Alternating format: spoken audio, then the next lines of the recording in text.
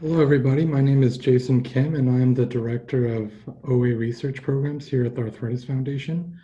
OA and specifically clinical research in OA has been an area of growth for the Arthritis Foundation over the last decade. I joined the foundation earlier this year and have been charged with organizing our efforts in OA clinical research.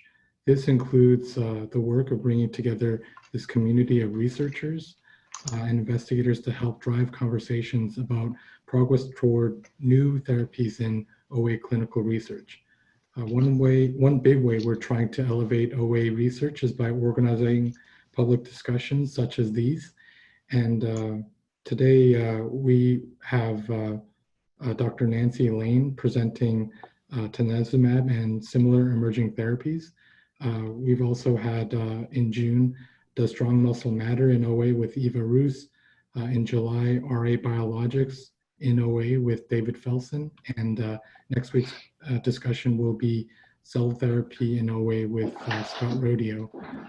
We hope in this way and through a future Arthritis Foundation clinical research conference that we can bring focused attention to contemporary topics in OA clinical studies. So thank you for joining us in today's digital discussion for the Arthritis Foundation's inaugural OACS Forum Series.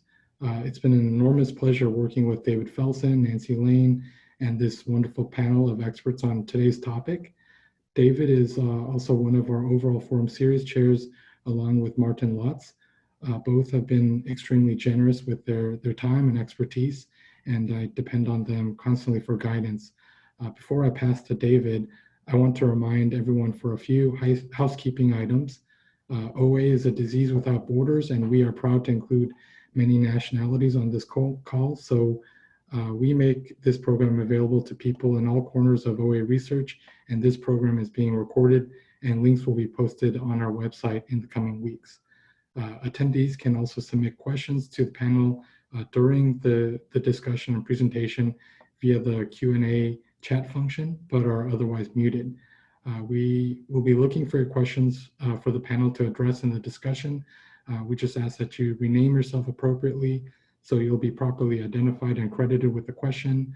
We may also ask you to turn on your mics and video and ask the question yourself. If at any time you have any technical issues while on the Zoom call, please send an email to afscience@arthritis.org. Our staff will be monitoring the email line.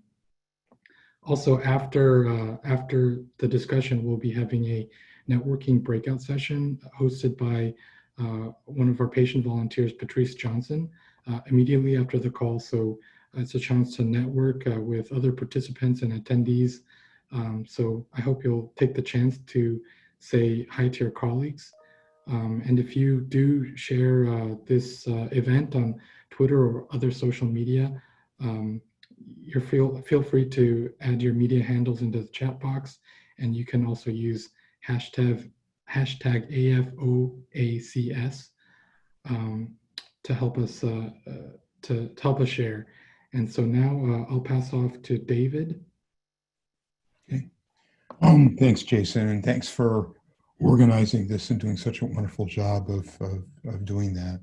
Let me introduce Nancy Lane, a colleague and friend who is an endowed professor of medicine, rheumatology, and aging research at the University of California, Davis, and director of the Center for Musculoskeletal Health there.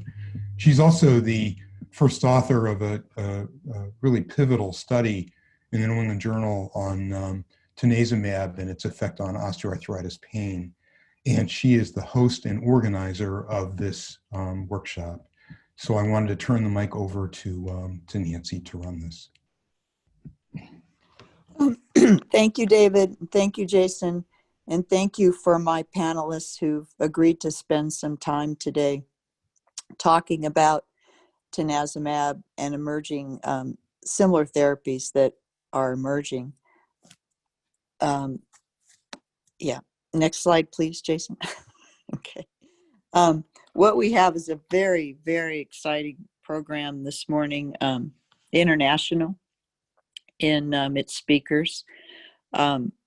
We're going to have 4 panelists that are going to speak for a few minutes each, providing data related to Tanezumab, and also understanding pain and its relationship to osteoarthritis, to then understand how Tanezumab and similar therapies can help to reduce the pain. This is our schedule. Now, my panel members are well known, and I'm honored to have them speak today. Dan-Clauw from the University of Michigan has really focused his entire career on trying to improve understanding and trying to improve pain in patients with arthritic diseases. Marc Hochberg, an internationally known expert in osteoarthritis. And Mark will explain some of the efficacy and the challenges with this new set of anti-NGF therapies. Anne-Marie Malfait from Rush University will discuss osteoarthritis and what causes the pain. And David Walsh from the University of Nottingham has spent quite a bit of time trying to understand pain and osteoarthritis and how this new set of therapies inhibiting NGF could actually work. After that time, there'll be an ability for everyone who's listening to ask questions in a chat room. So write your questions down and send them in, and the panel will do their best to answer them. So the title of our seminar and our meeting today is an update on nerve growth factor inhibition for the treatment of painful large joint OA. And as I mentioned, we're going to be able to go from the bench to the bedside and actually beyond with the help of my esteemed speakers. So first, I will give you a little bit of a background on nerve growth factor. It was discovered a number of years ago, and to understand its importance was one investigator from Italy and one investigator from the University of Washington University in St. Louis received the Nobel Prize for the discovery of nerve growth factor. And it was isolated, and we're going to refer to nerve growth factor as NGF quite a bit in this talk, so I'm going to go ahead and start with that by saying NGF was isolated back in the 1950s, which makes it close to 70 years ago, through observations that certain cancerous tissues could cause extremely rapid growth of nerve cells. So here you go, you got a cancer that's proliferating cancer cells, and at the same time is something's happening to cause nerve cells to grow. And then these investigators, through some very elegant experiments, determined that NGF was critical for the survival of small, mainly peripheral sensory neurons and sympathetic postganglionic neurons during development. Then in further experiments, it was found that NGF was quite active in adults in what we call nociceptive neurons that are well characterized and not appreciated until many years later, that these were the nerve cells that NGF was helping to proliferate. So we're going many, many years, now we're going 70 years forward, and what we have is a pretty good understanding, and you'll learn a little bit more about that this morning, that this nerve growth factor attaches to a receptor that we're going to call TrkA. And it actually gets taken up, the NGF gets taken up by its TrkA receptor and travels to neurons that then translate this message into pain. And today we're going to learn about NGF, we're going to learn about the bit about the TrkA receptor and how modulating both of those has been studied to inhibit the pain, especially of osteoarthritis. So I'm now at the topics that we're going to talk about today is the basic biology of NGF and pain, the basic biology of NGF and translation to clinical OA, a brief review of the clinical studies of the anti-NGF treatment for large joint OA, and a thorough review of the safety of anti-NGF antibodies from the clinical trials. That's quite a bit that we'll cover, and after that, we'll have a panel discussion. So stay with us, and we're quite happy to have you all with me.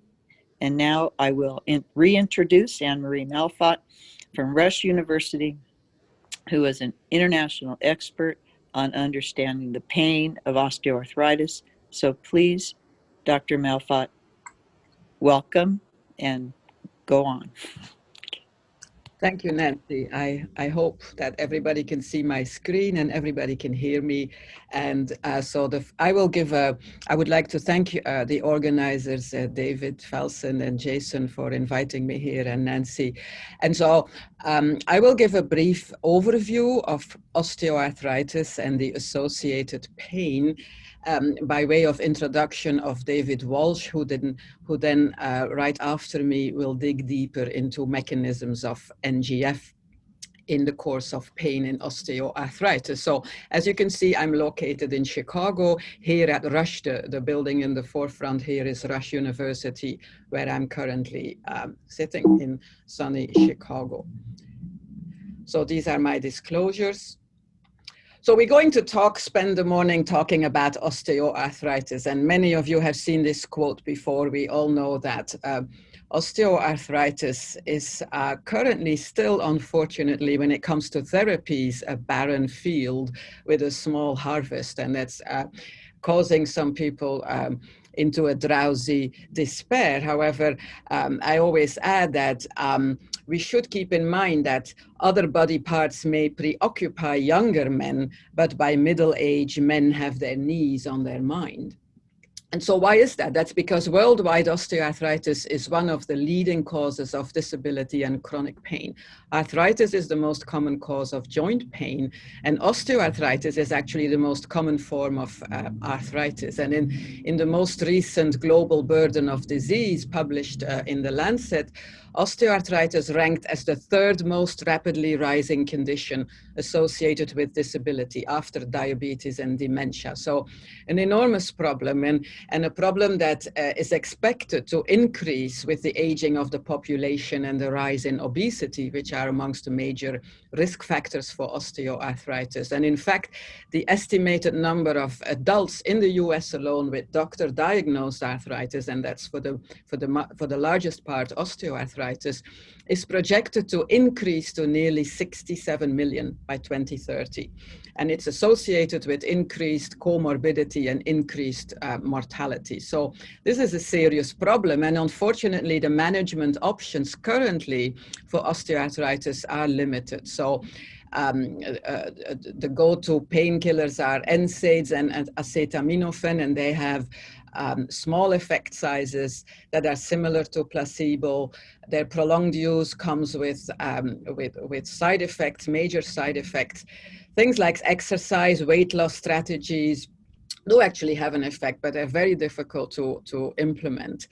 Currently, we have no treatments that alter structural progression of joint damage. And for large joints, the replacement surgery is considered the definitive treatment, although in several studies, anywhere between 10 and 30% of people after a knee replacement still have pain and functional limitations. So in the next slide, what you see here is really a drug development timeline for the discovery and development of D-modes and novel analgesics. And so a D-mode, a disease-modifying drug for osteoarthritis, is defined as a drug that inhibits progression of structural joint damage and will also improve symptoms and/or function. And so it is a very long path to get there. And unfortunately, as of now, there have been no D-modes approved by the FDA or anywhere in the world for the treatment of osteoarthritis. This is an older slide. It's about a year old now. And so it's not for lack of trying. There have been very many, and there are many very appealing targets that are being developed for their potential D-mode effect. As I said, this slide is about a year old. controlled, and unfortunately several of these have been stopped. Most recently, the senolytic agent here by Unity Biotechnology, the development of this was stopped. Others are still very much going forward, such as the Wnt beta-catenin antagonist loricivivint by Samumed, an aggrecanase inhibitor by Galapagos. So these, and also anabolics such as FGF18. So these are going forward. These are really meant to be disease-modifying drugs for osteoarthritis. So let's have a look at what osteoarthritis is. When we think of osteoarthritis, we think eroded cartilage, which you can see here on the patella and the femur.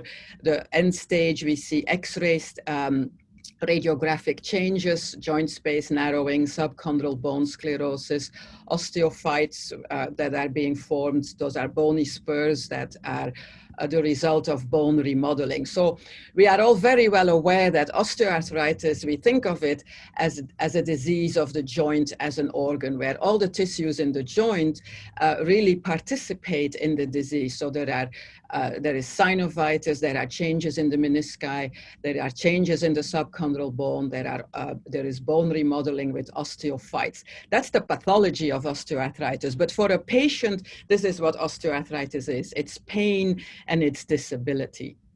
And in fact, in 2017, the Arthritis Foundation organized a patient-focused drug development meeting in parallel with a similar initiative by the FDA.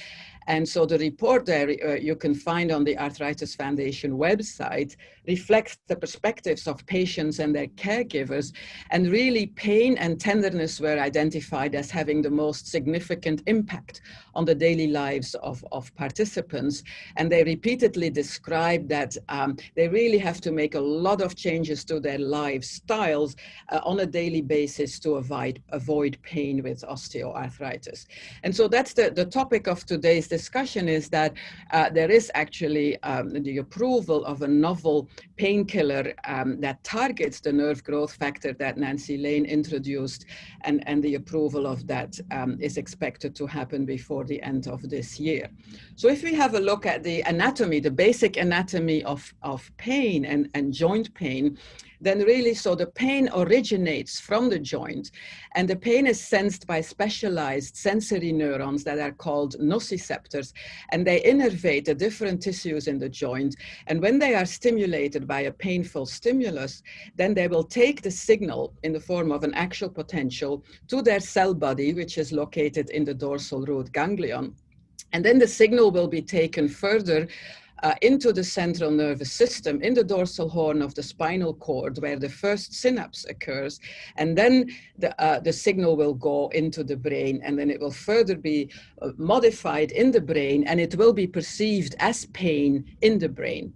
So that's the basic template. And then what happens is that in the course of inflammation and tissue damage, what happens is that this whole pain pathway sort of goes on high alert, and it gets what's called sensitized. And this can happen in the periphery by mechanisms that are causing peripheral sensitization. So now what happens is that stimuli that are shouldn't really be painful are also picked up and are actually transmitted through this system and are being perceived as painful.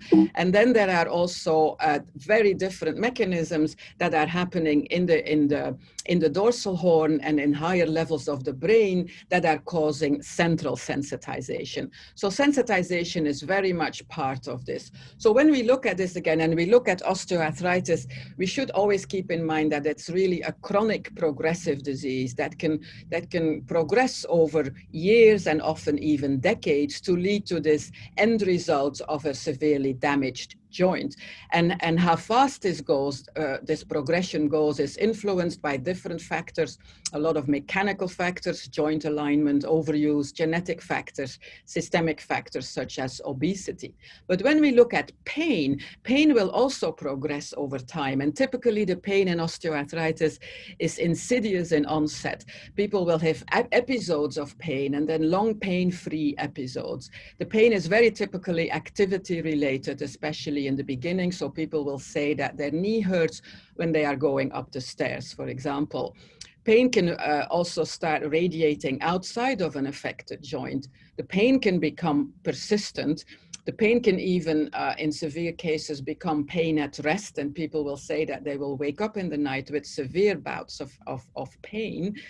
And then there are also all sorts of signs of sensitization that are detected in patients with osteoarthritis when people actually study those. And those are neuropathic elements, such as people will say there will be burning or tingling pain, and there will be neurosensory changes that are indicative of sensitization, such as reduced pain pressure threshold. So somebody can put pressure on the knee and that will hurt too much, but one can even have knee osteoarthritis and put pressure on the wrist, say, and that will have reduced pain pressure thresholds. So these are all indicators of sensitization. And again, there are many factors that will determine and will influence how this progresses. So really, these are these two things that are going on. And unfortunately, we do not know exactly how all these things relate to each other. Because pain is an incredibly complicated phenomenon. So when the knee hurts and has this nociceptive drive that goes into the dorsal root ganglia and then further, this can be modified by things such as catastrophizing, anxiety, sleep problems, depression, and more it's becoming very clear that whether one is male or female is a very big determinant in how all these things are being processed. So it's a very complex phenomenon. On the other hand, we have very good evidence that in osteoarthritis joint pain specifically, there's a very strong peripheral drive. And so this here lists this clinical evidence. So we know, for example, in studies that intra-articularly administered local anesthetics such as lidocaine can alleviate pain. We also know that in the vast majority of cases, total joint replacement will offer pain relief and also normalize sensitization. And then today's topic is that, as you will hear, antibodies that are peripherally active against nerve growth factor show pronounced analgesic effect. And then lastly, we also in recent studies, and a lot of those were done by Dr. Felsen and his colleague Tuhina Neoji, that specific joint pathology has been associated with knee pain and sensitization. And that's captured in the next slide, which was loaned to me by Dr. Neoji. So bone marrow lesions, which you can detect on MRI, are associated with pain and with fluctuations in pain, but they are not associated with sensitization. On the other hand, inflammatory signs such as synovitis or effusion that you can pick up on MRI are actually associated with sensitization. Okay, so when we look at, I will not talk about animal models, but what we are in our lab, we are studying animal models and we are looking at chronic progressive animal models of osteoarthritis in mice. And what we are really seeing there, that there are a lot of changes that are going on in the joint, but we can also pick up a lot of changes in this pain pathway. So as the disease progresses, the milieu in the joint changes. There is synovitis, there is cartilage degradation, there is bone remodeling. At the same time, we can pick up specific changes in the cell bodies of the dorsal root ganglia. For example, we see that NGF message is being produced here in the DRG in a very temporal, in a temporal specific manner. We also see that macrophages will come into this dorsal root ganglion. So there is inflammation in the pain pathway. And we also see in the dorsal horn here that there is activation of microglia in later stages of disease.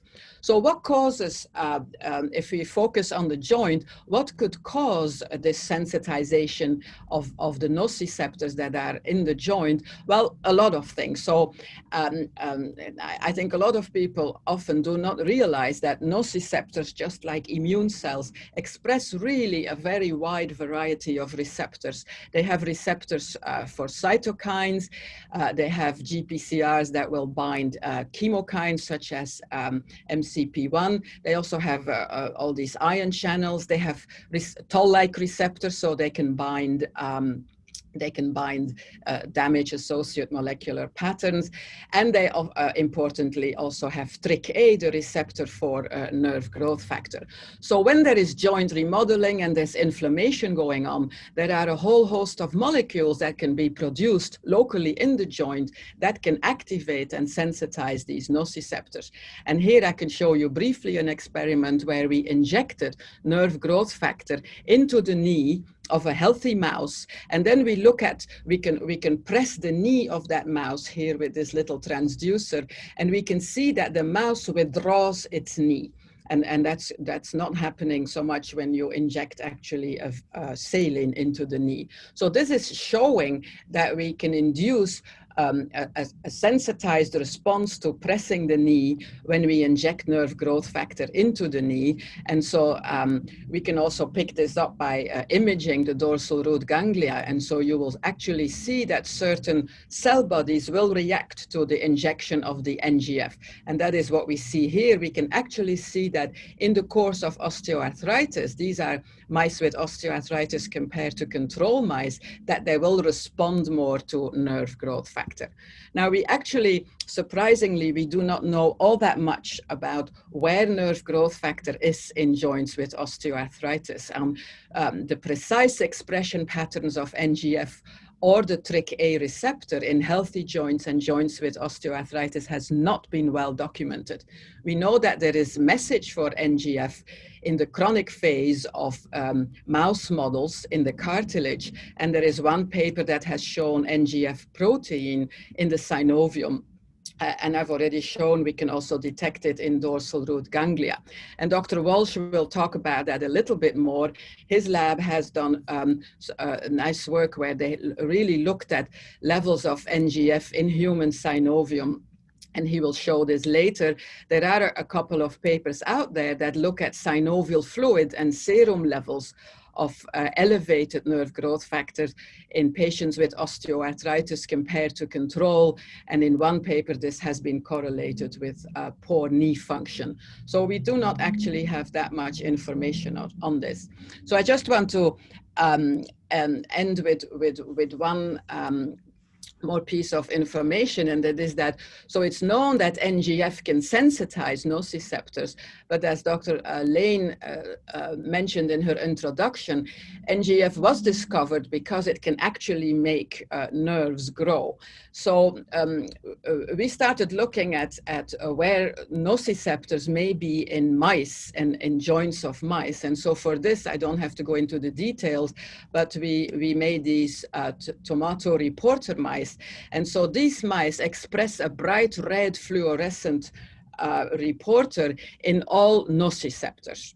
So all the nociceptors will be red in these mice. And really, we can use these mice to then really beautifully look where the nociceptors are. Here you see the nerve bundle itself. Here you see the dorsal root ganglia. You see all the nociceptor cell bodies. They are the small to medium-sized cell bodies, which is typical for nociceptors. Here you can see all the red, how the nociceptors are entering into the dorsal horn of the spinal cord. So the question that we ask here, where are they in the joint? Because we don't actually have very good information on that. And I'll just give you an example. This is a healthy joint. So this is a healthy mouse joint. We see a lot of red in the bone marrow spaces, but apart from that, it's actually quite uneventful. I have to go through this fast, but we have published that if you want to look at it in more detail. But this is the medial compartment of a murine joint with osteoarthritis. And what we then see is that we actually see this nerve growth here in the medial synovium as well as in the medial meniscus. And so if we quantify this, we can actually see sprouting of nerves in the medial synovium and in the medial meniscus in mice with osteoarthritis. And importantly, we also actually see, and Dr. Walsh will talk about this more, we can see that in these mice, there are these channels that are being formed in the subchondral bone that make their way towards the articular cartilage. And in these channels, we can really see the sprouting of nociceptors. And again, here you can see this quantified. So just to wrap it up now, in summary, I've shown you some clinical evidence that peripheral nociceptive input is a major drive for pain in osteoarthritis. Sensitization is a part of the pathogenesis of pain in osteoarthritis, and NGF has sensitizing effects. And then lastly, we should keep in mind that in a joint with osteoarthritis, there is tremendous plasticity of the nervous system.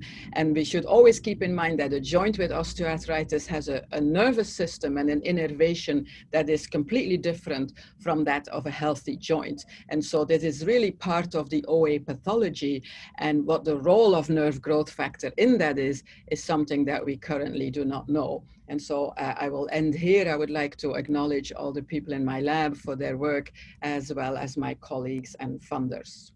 And I think I have to stop sharing the screen now. Thank you. Yeah.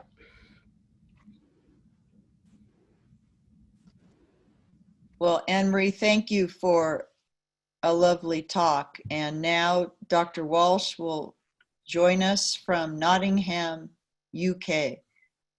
Welcome, Dr. Walsh. Thank you very much. So I'm Dave Walsh, Nottingham, UK, and my remit here is to try and extend what Anne-Marie's told you towards information about clinical trials. These are my declarations. So, going to talk a little bit about what we're treating and why. Sensitization and innervation are the two aspects of nerve growth factor that Anne-Marie was pointing out there. It causes sensitization and nerve growth. And I'm going to talk a little bit about patient outcomes to set some of the context for what I think Mark is going to be talking about later, that in terms of what really matters in terms of benefit and adverse events.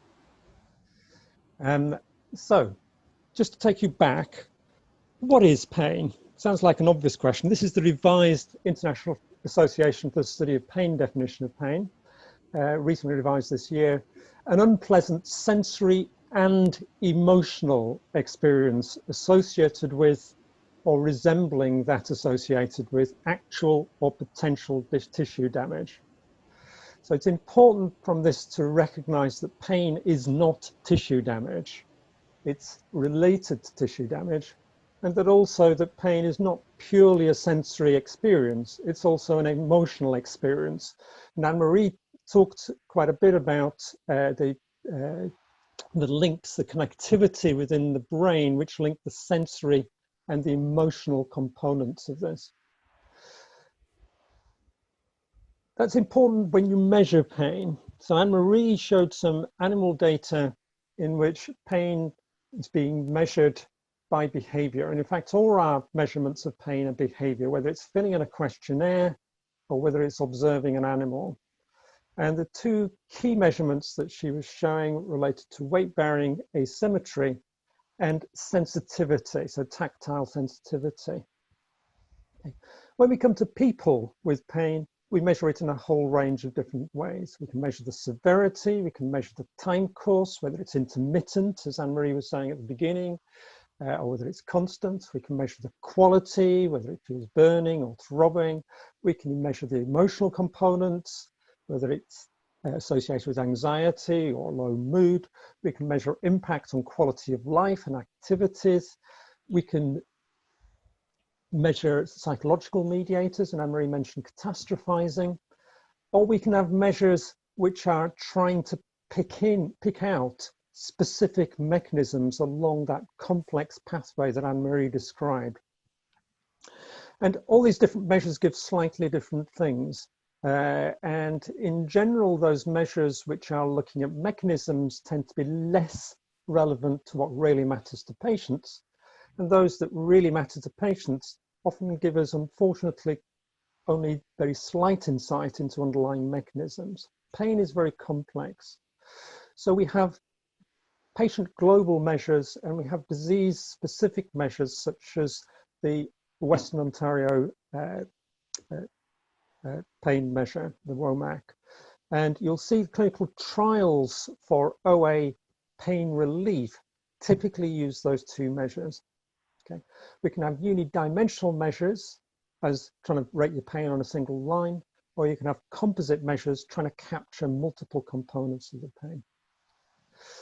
We can use biomarkers, and Anne-Marie talked about quantitative sensory testing as a biomarker of sensitization, a specific pain mechanism. But this isn't a measure of pain, it's a biomarker for a mechanism of pain. We can use brain imaging. And then we have surrogates, which I think one needs to be wary of. Things like analgesic use, joint replacement surgery. Believe me, there are a lot of factors which lead to somebody having or not having joint replacement surgery, and it's not just pain that drives that. There's questions of availability, which differs around the world. There's fear about what possible side effects and complications might be. There's anecdotal experience from the other knee or from relatives and so on. So actually these surrogates are not necessarily good measures of pain. So I've given that brief overview really just to get you thinking about what is pain and what we're trying to measure. And I think when you think about it like that, it would be unrealistic to expect a magic bullet to get rid of pain completely. That doesn't mean to say, however, that there aren't treatments which can make a major impact. And I think this is where we've been going with some of the recent developments. So I won't linger on that slide because Anne-Marie's already shown that complex pathway. Nerve growth factor. Nerve growth factor augments pain. And Anne-Marie showed evidence from an animal model. People have injected nerve growth factor into human muscles and it augments pain. But it doesn't cause pain. It increases sensitization. And it does that by phosphorylating ion channels, reducing their activation threshold. It alters gene expression in the primary afferent neuron in the nociceptive pathway. It increases transmission, things like glutamate, and it increases release of neurotrophic factors and factors such as brain-derived neurotrophic factor, which then sensitize the second-order neurons and beyond. And it's possible to interfere with that pathway, with the NGF pathway, through a number of techniques. And Nancy showed in the corner of one of her slides sort of a brief overview of this. There are a number of antibodies which are blocking antibodies which bind to nerve growth factor in the peripheral tissue. So antibodies are big, they typically don't get into the central nervous system. These are peripheral effects. Some of these are still being developed. Some of these are pure NGF blockers. Some of them seem to have blocking activity for inflammatory cytokines, such as tumor necrosis factor. Some of them are still being developed. Some have been developed part way, and they've fallen on the wayside for various reasons. It's possible to block the actions of nerve growth factor on its main receptor, the TrkA receptor. And that's been quite challenging. These TrkA receptors are difficult to produce competitive antagonists for, but there are allosteric inhibitors out there which have been developed, which also block the nerve growth factor pathway. And so those are continuing to be developed in for clinical use. None of these are in clinical use at the moment. So this is all future stuff. You can't go to your doctor and ask for something to block nerve growth factor.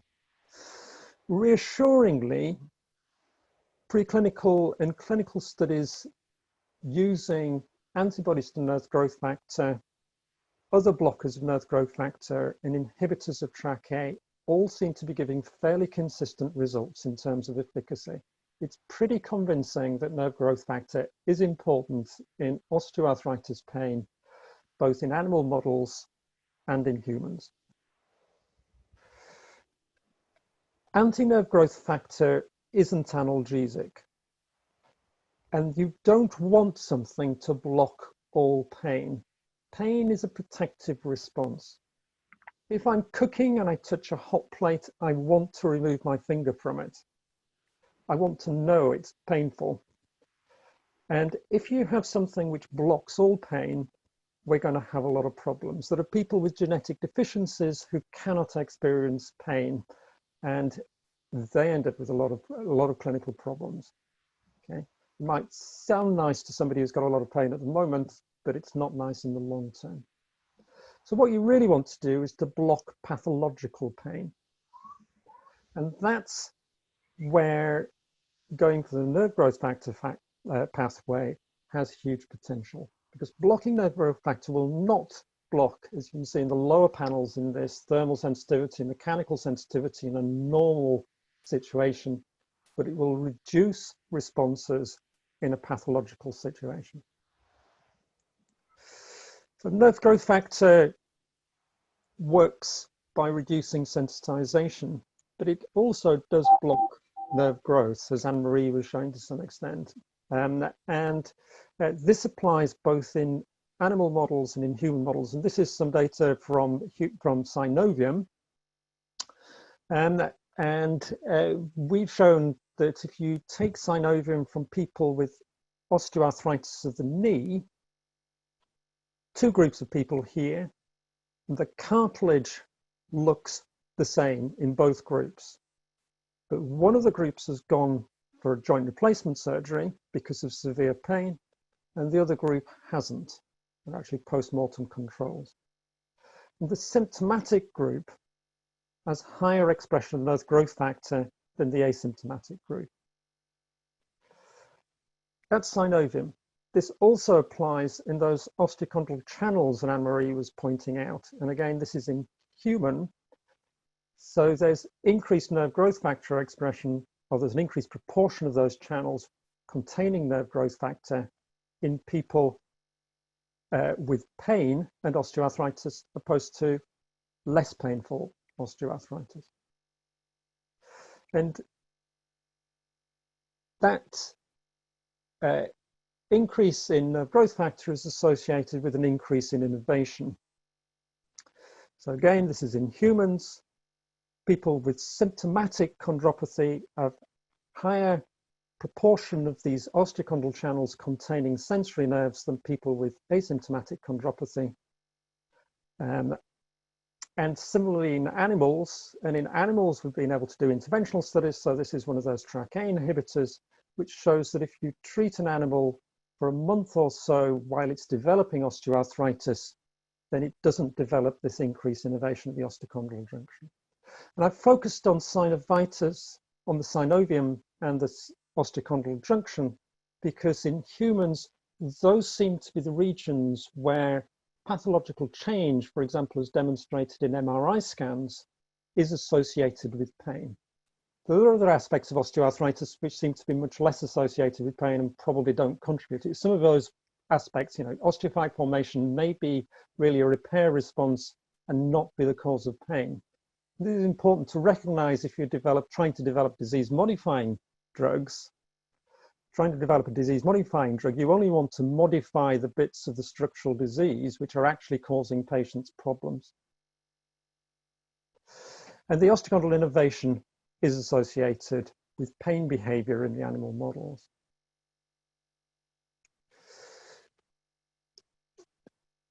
Which of those is important? Is it nerve growth or is it sensitization? Well, the time course of the major analgesic effect of nerve growth factor inhibition suggests that it's a blocking of sensitization. This is much too quick to be blocking that nerve growth.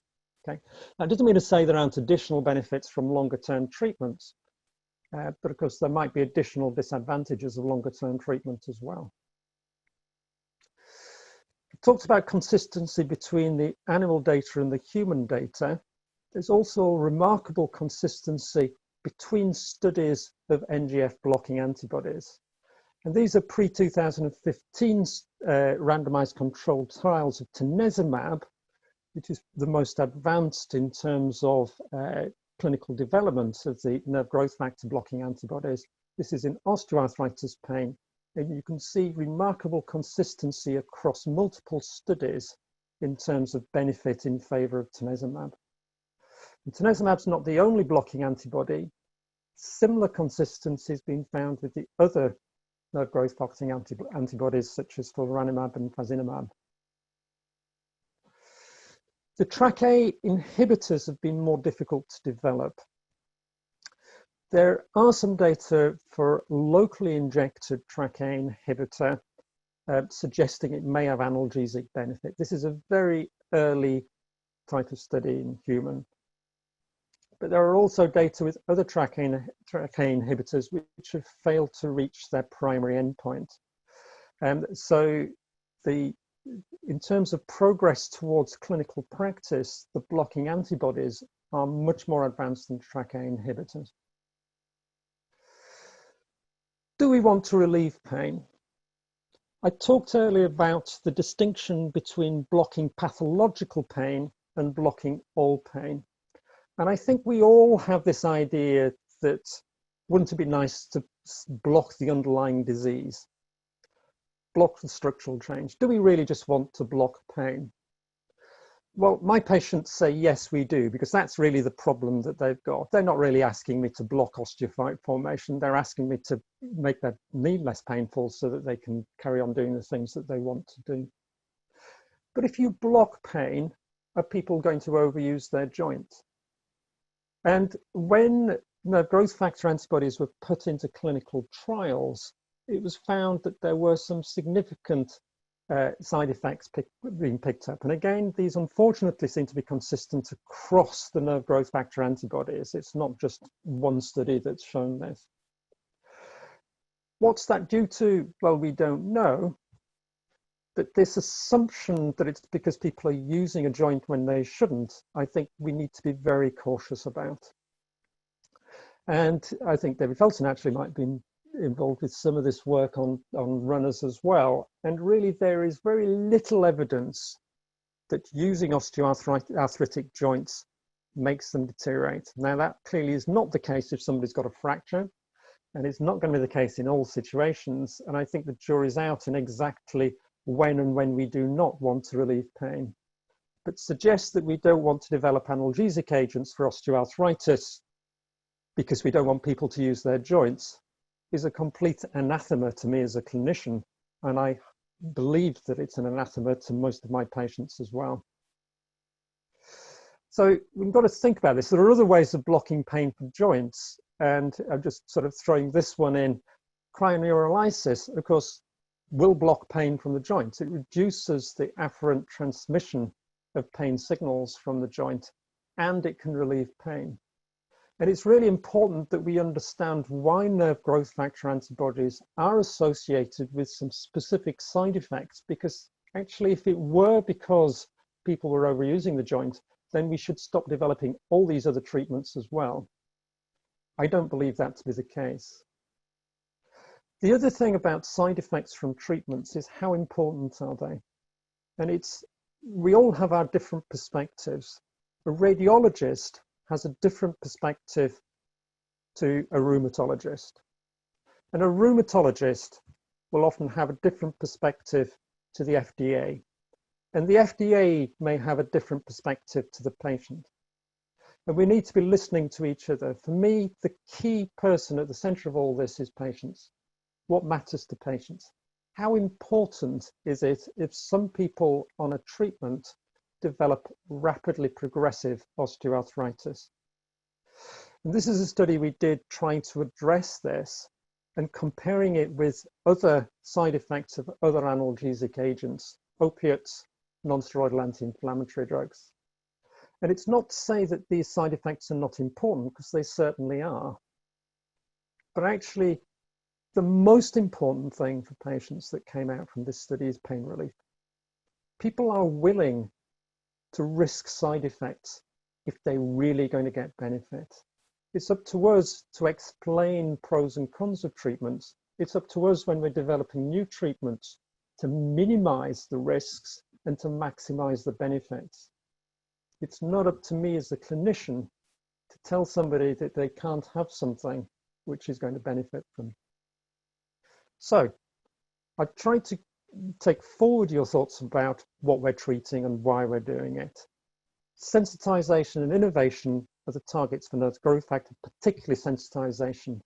And I've addressed patient outcomes and hopefully got you thinking a bit about what really matters here. Thank you very much.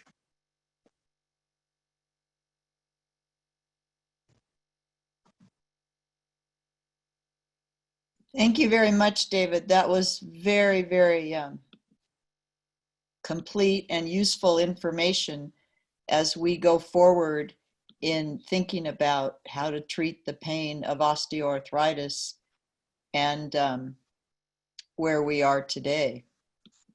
And now I would like to share my screen and see if I can talk a little bit about the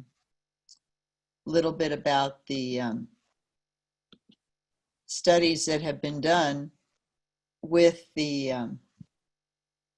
anti-NGF compounds and a little bit about what's been done with the TrkA inhibitors. Can everyone hear me? Okay, okay.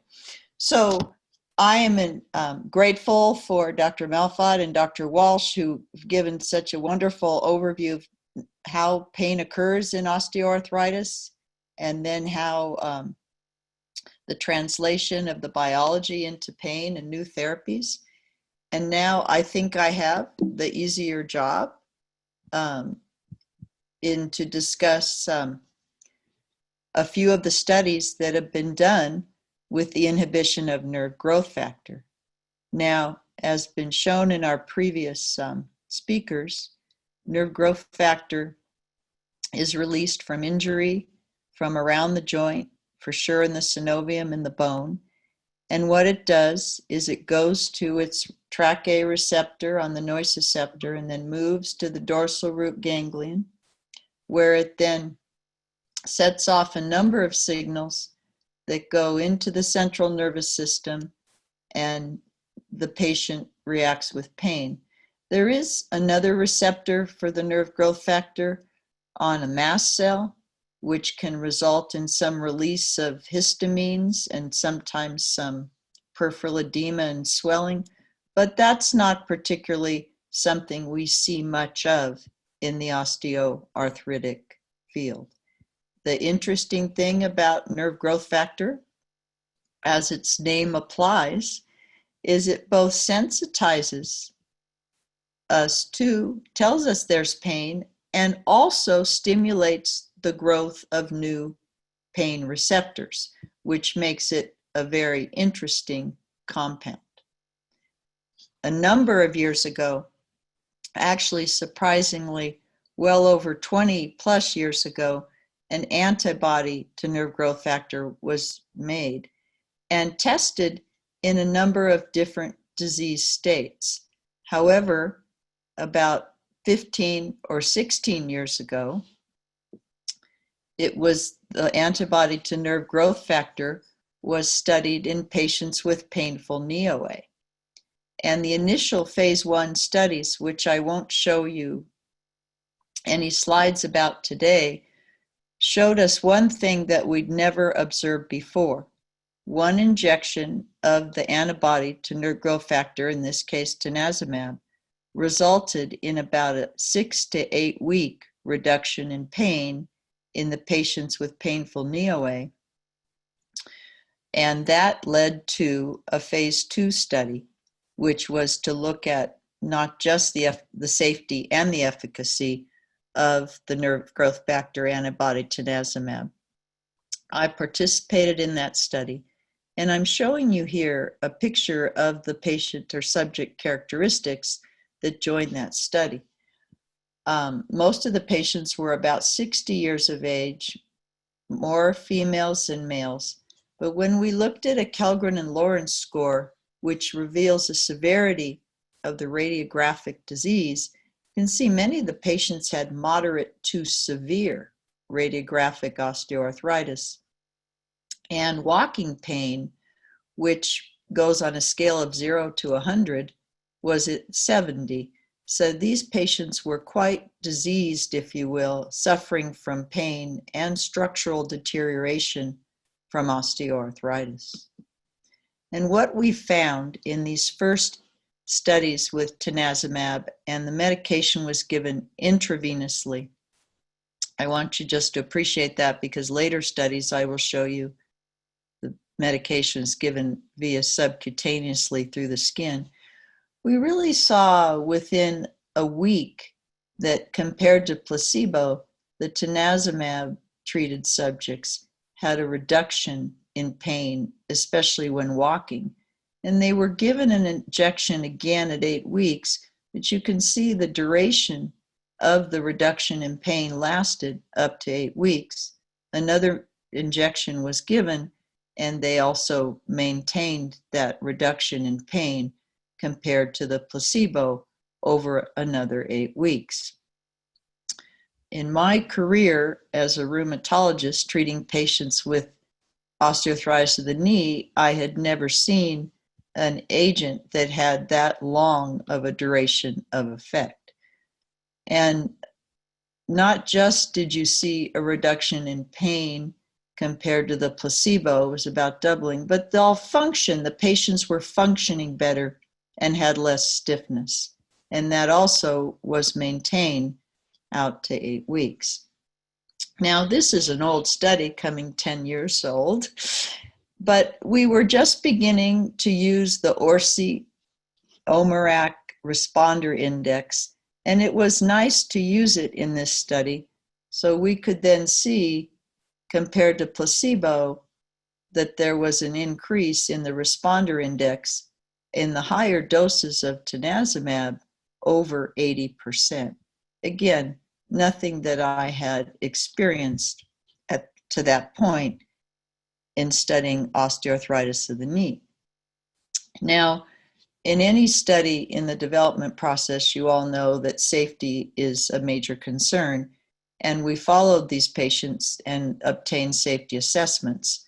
We did see something early on in these studies, in that there was a subgroup of patients that developed paresthesia. And for the most part, it went away, but it was up to about 11% in this particular study. Now, a number of these patients had derived benefit from Tanezumab, and they were asked if they wanted to continue the therapy to obtain more safety. And so one dose of the medication was decided upon, and the patients continued, a number of them continued and obtained up to 8 doses of the Tanezumab. And for the most part, they still maintain that reduction in pain with each injection, or at this time it was an infusion, suggesting that there was some real durability in the effect. So that was the phase 2 study. And now I'm showing you a picture or a slide of a summation of a number of the phase 3 studies that were done with Tanezumab. And I want to mention that these studies were done again with intravenous injection of the medication. They were a little bit different in that some of the studies used the non-steroidal naproxen as a comparator, and some of the studies use celecoxib, the COX-2 inhibitor, as a comparator.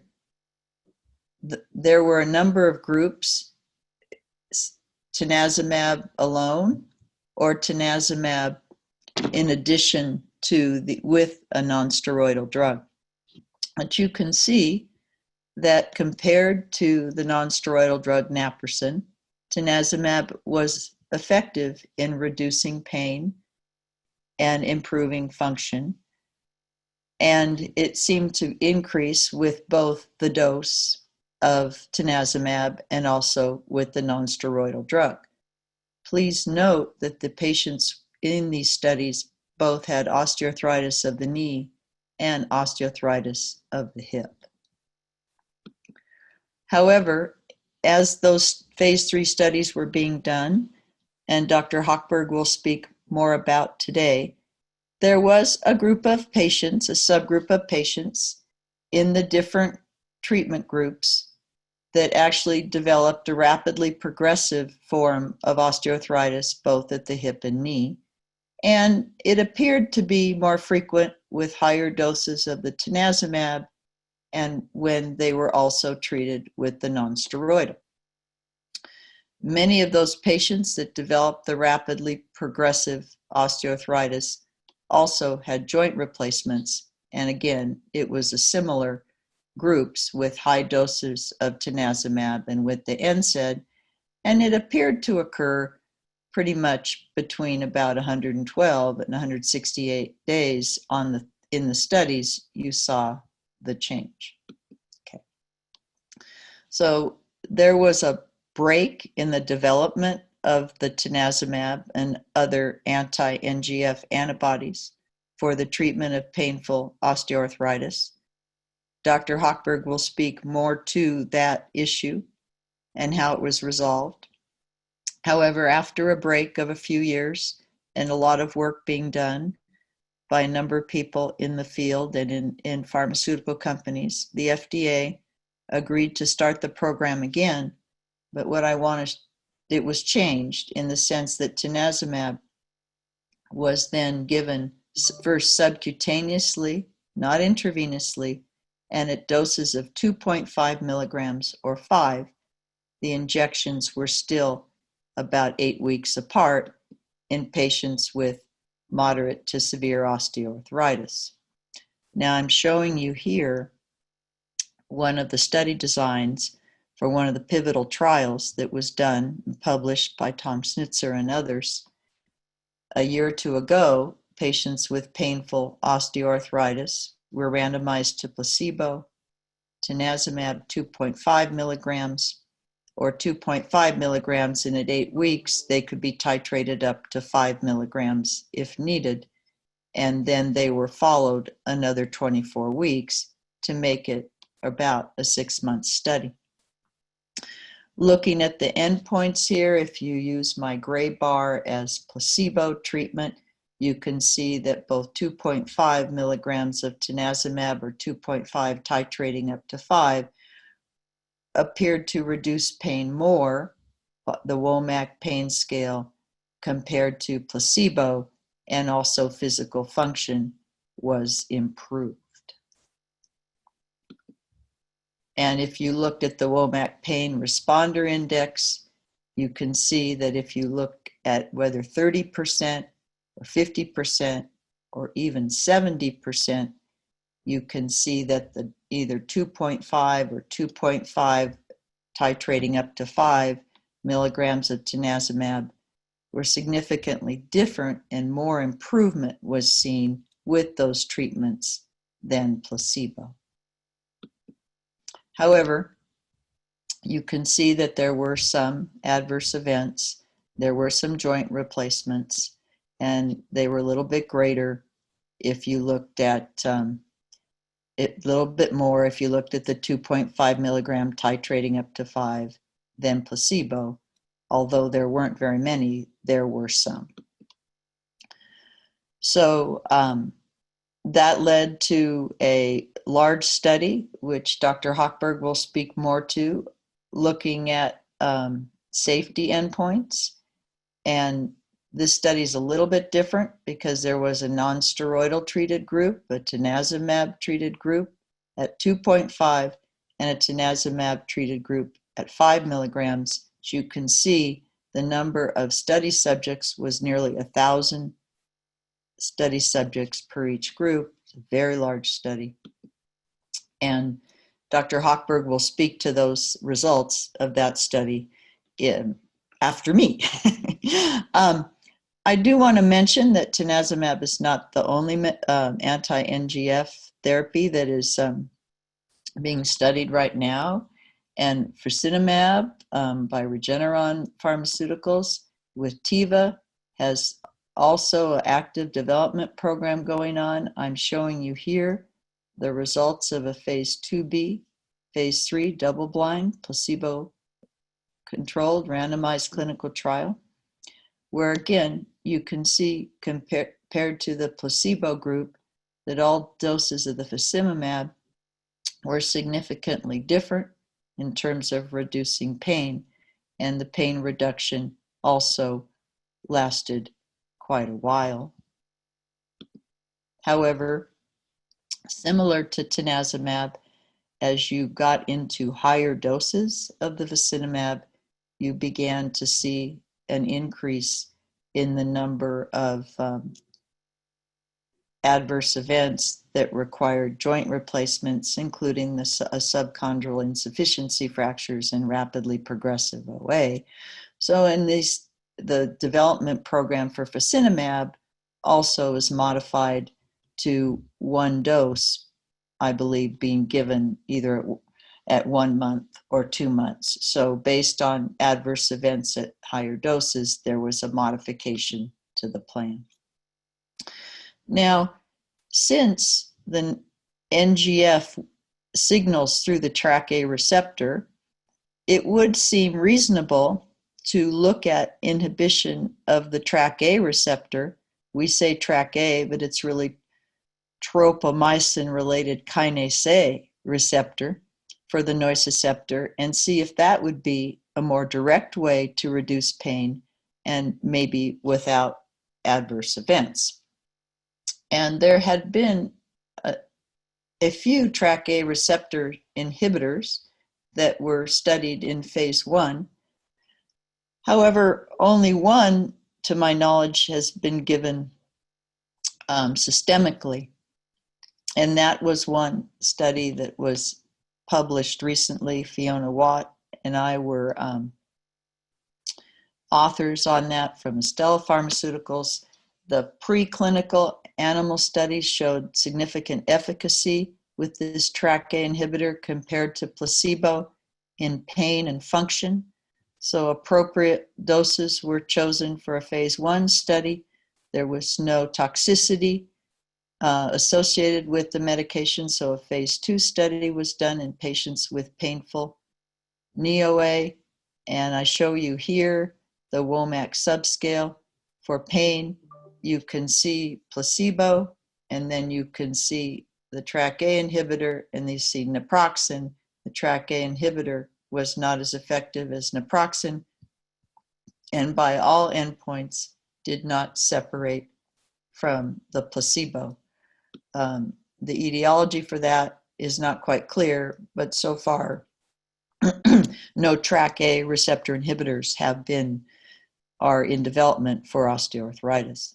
So I'm going to conclude my session on therapy by really saying that these anti-NGF compounds appear to reduce joint pain and improve function compared to placebo or nonsteroidal drugs. What is unique about them is that they work with, efficacy appears within a few days and is maintained out to 8 weeks in most patients. Repeated NGF injections after 8 weeks appear to have similar efficacy in reducing the joint pain as the initial injection. And it does represent a novel pathway for analgesia for individuals with painful knee and hip OA that provides prolonged analgesia. And I'll stop now and introduce Dr. Marc Hochberg, who has many titles and quite accomplished, in maybe the most accomplished person in the field of osteoarthritis and clinical therapies, because he's been instrumental in actually studying the adverse events of the anti-NGF compounds and can really speak to us on their safety. Welcome, Mark. Thank you very much, Nancy. Very kind of you with the introduction. So let's see, is my screen shared?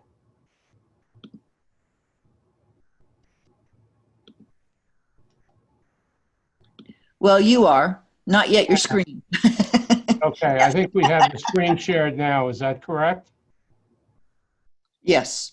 Okay, so to quote David from earlier on, my remit here was to talk about the safety of the anti-nerve growth factor antibodies. And let's see how we move forward here. if we can. There we go. So here's my disclosures. As several of the panelists spoke about earlier, with regard to the development programs of the antibodies to nerve growth factor for treatment of chronic pain of osteoarthritis, as well as chronic low back pain and other chronic painful conditions. Originally, there were 3 inhibitors that were under development. There was Tanezumab, which started out with Pfizer Incorporated and is now Pfizer and Eli Lilly. Fasinumab, which started out with Regeneron and is now Regeneron and Teva, and Fulranumab, which started out with Janssen, but is no longer in clinical development. As was mentioned by Nancy, there were holds that were put on the class of drugs by the Food and Drug Administration for development. After the parenteral development program for Tanezumab and the early development program of Fulranumab, there was a hold that was put on in 2010 for reports of serious joint-related adverse events, which were considered by the investigators in the field to be osteonecrosis based on both findings from conventional radiographs as well as CT scans. And this led to a review of the adverse events and an FDA Arthritis Advisory Committee meeting, which was held in the spring of 2012. After the data were presented from the sponsors at that committee meeting, the Food and Drug Administration released the clinical hold during the summer of 2012.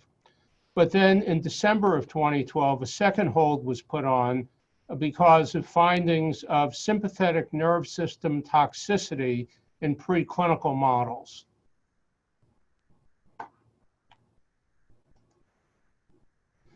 Now, during this time, there were several systematic reviews published, both of the efficacy of the anti-NGF antibodies, as well as the overall safety.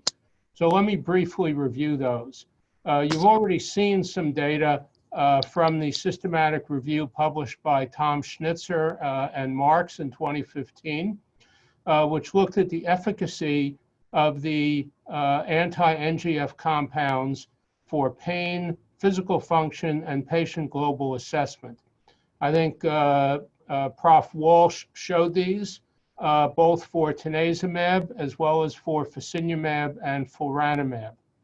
And this was also in a focused review by Kahn and colleagues, just looking at the Tanezumab trials. So all of these compounds were shown to be efficacious for these 3 outcomes. Now, the overall incidence of adverse events was found to be higher in the patients who were treated with anti-nerve growth factor antibodies than those who received placebo. And the most recent review of those data was published just this year by Yang and colleagues, and I'll show you some data from that paper in a few slides. The 2 areas of concern with regard to adverse events were the neurological and the musculoskeletal. Neurologic adverse events, including paresthesia, hyposthesia, mononeuropathy, and peripheral edema, which may be mediated by sympathetic nervous system, was found to be in about 5 to 10% of patients, and as we'll see, led to an increase in withdrawals due to adverse events. And then the serious joint-related adverse events, which turned out to be something called rapidly progressive osteoarthritis, a recognized subset of osteoarthritis, primarily in the orthopedic literature, and not osteonecrosis, as it was first labeled by the investigators, was reported with higher doses of anti-NGF antibodies, and also when the anti-NGF antibodies were given in combination with oral NSAIDs. And this was what led to the clinical hold, and this was what was determined after those data were reviewed.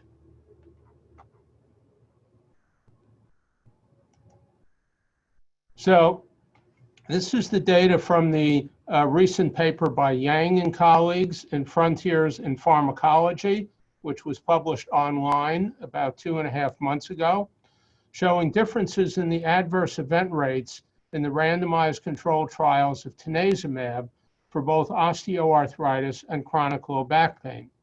And this looks at all doses combined, and you can see that the majority of the studies show a risk difference in favor of placebo with an increase in the rate of adverse events with Tanezumab. And overall, there's about an 11% increase in the rate of adverse events with Tanezumab as compared to placebo, and this is statistically significantly different from 0. There is heterogeneity across the trials, and I should mention that the one that's illustrated on top, Kivitz 2013, is in chronic low back pain, while the others are in osteoarthritis. So there's a higher incidence of adverse events overall. And what about withdrawals due to adverse events? So this comes from the meta-analysis by Schnitzer and Marks. And this is, again, of the Tanezumab trials. And these are data across 10 trials. And they show that there's an increase in the rate of withdrawals due to adverse events of about 50%, an odds ratio of 1.5, which is significantly different from 1. Here, there's no important heterogeneity across the trials. Now, what about the types of adverse events? Well, this slide is a bit complicated, and I don't want you to look at the individual lines within the subplots. But this is a series of 4 forest plots taken from the review by Can and colleagues. So on top are the discontinuations due to adverse events. Again, a relative rate of 2.9 for active compound compared to placebo. Serious adverse events is the second group, and here it's not statistically significant compared with active NGF inhibitor compared to placebo. If you get to those discontinuations due to abnormal peripheral sensation, which is in the third group, you can see that the relative rate here is about 3. So a 3-fold increase in the risk of discontinuing drug because of abnormal sensation. And then for frank peripheral neuropathy, diagnosed by a consulting neurologist, there's a 6-fold increase in the risk of discontinuation. So these neuropathic adverse events associated with NGF inhibition do lead to an increase in the risk of discontinuation. Okay. Now, what about the safety of Tanezumab in pooled analysis? So this paper published in 2019 by Leslie Tive and colleagues gives you an integrated safety summary based on almost 8,000 participants in phase 3 clinical trials of Tanezumab for hip or knee osteoarthritis. And about 1/3 of these individuals were age 65 and above when they entered the trial. So I've already shown you that Tanezumab was associated with an increased risk of adverse events overall, withdrawals due to adverse events, and in this analysis, also serious adverse events compared with placebo. If we look at the neuropathic adverse events, there was a higher rate of adverse events for abnormal peripheral sensation, both paresthesias and hypoesthesias, as well as a development of a diagnosis including peripheral neuropathy or carpal tunnel syndrome. But there was no increase in the risk of adverse events suggestive of sympathetic nervous system dysfunction, which was one of the reasons for a partial clinical hold due to findings in preclinical models. Now, Dr. Lane showed you the efficacy data from the study of Fasinumab in hip or knee osteoarthritis, published last year in Arthritis and Rheumatology. The safety data in that publication showed an increase in the risk of adverse events, 62 versus 55%, withdrawals due to adverse events, 4 versus 1%, but no difference in serious adverse events, which were rare in this study. Fasinumab was associated with a higher rate of adverse events of abnormal peripheral sensation, including both paresthesia and hyposthesia, but only one subject developed carpal tunnel syndrome, and there was no increase in the rate of adverse events suggestive of sympathetic dysfunction. She showed you the data that rapidly progressive osteoarthritis occurred in 16 Fasinumab versus no placebo-treated patients, and a dose-response relationship was noted with Fasinumab as it had previously been noted with Tanezumab. So let me bring you up to date then on the current status. As was mentioned, Fulranumab development was discontinued in 2016 based on strategic portfolio prioritization by Janssen. Fasinumab is currently in phase 3 for osteoarthritis. The higher dose was discontinued for safety concerns, and top-line efficacy results for the lower doses have been released in the media, showing efficacy for the 1 milligram dose either monthly or every 8 weeks.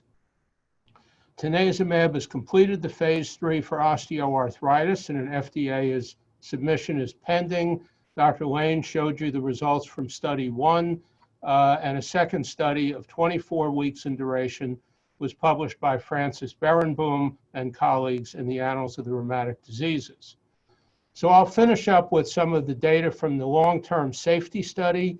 The protocol diagram shown here, the phase 3 randomized double-blind, double-dummy, NSAID-controlled parallel group study, where about 1,000 patients with symptomatic hip or knee osteoarthritis were randomized to continue either NSAID therapy, receive Tanezumab 2.5 milligrams subcutaneously at baseline in week 8, and then if they had at least 30% improvement in pain, continue it for additional injections at weeks 16, 24, 32, 40, and 48, or Tanezumab 5 milligrams given on the same dose schedule.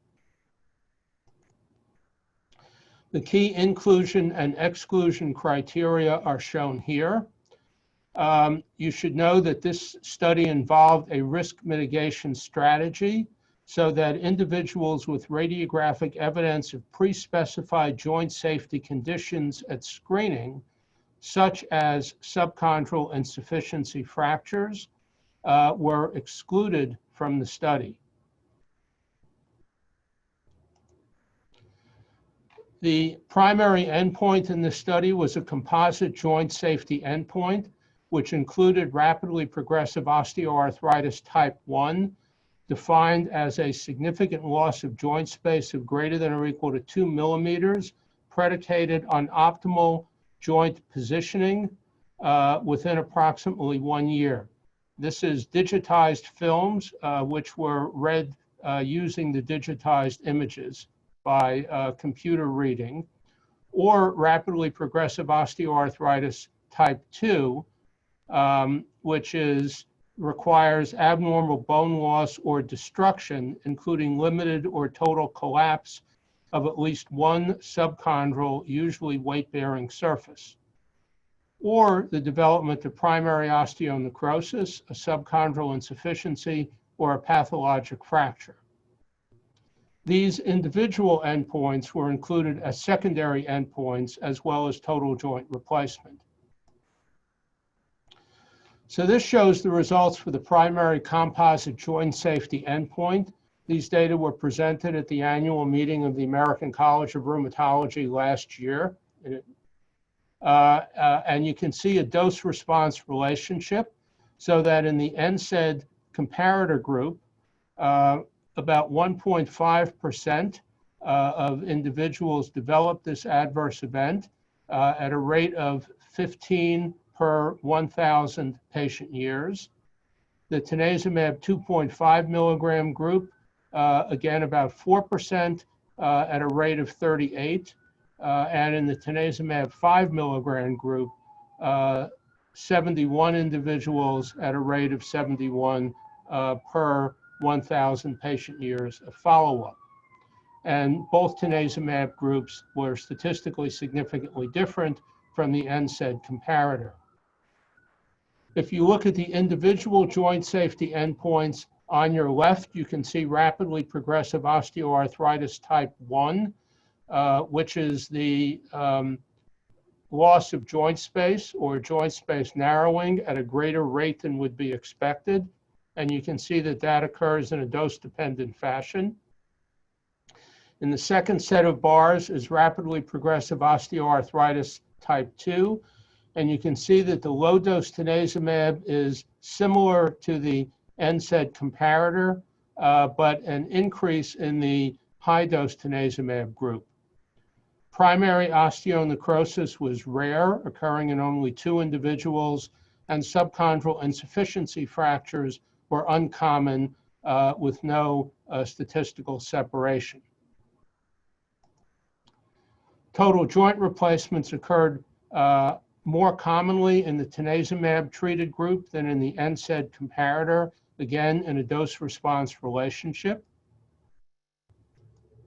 And these were largely due to symptomatic osteoarthritis and not due to either rapidly progressive osteoarthritis type 1 or rapidly progressive osteoarthritis type 2, except in the high-dose Tanezumab group, where about 1/4 of all the total joint replacements were due to a primary composite joint safety endpoint.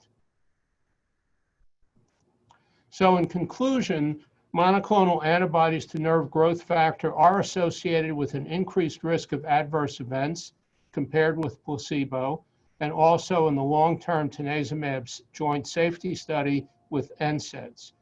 These adverse events primarily are neurologic, including hypoesthesia as well as paresthesia, and joint-related.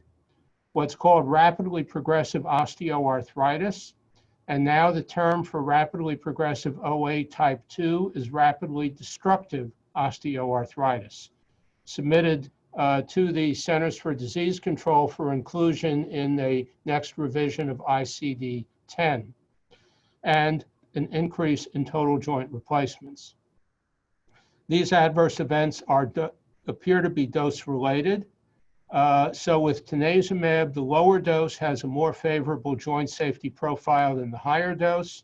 As I showed you, the incidence of the primary composite joint safety endpoint and RPOA type 1 were significantly higher with Tanezumab 2.5 than with NSAIDs, as well as the incidence of total joint replacements being significantly higher.